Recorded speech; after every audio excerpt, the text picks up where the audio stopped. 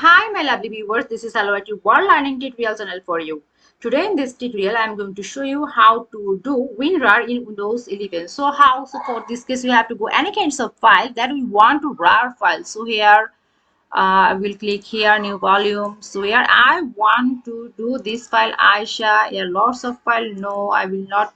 If similar or small size file where I have this is this file. So here I want to do this file WinRar. So how click here right button, show more options.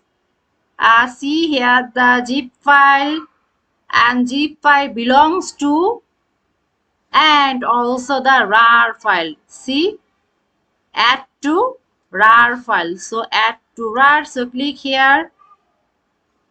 It is doing. Hopefully the file has been bigger. That's why it requires more times.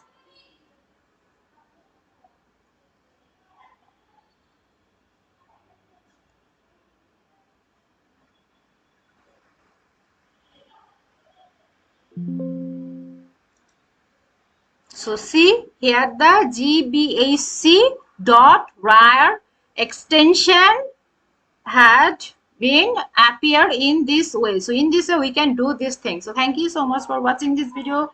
Please subscribe this channel. Hopefully this tutorial will help you so much.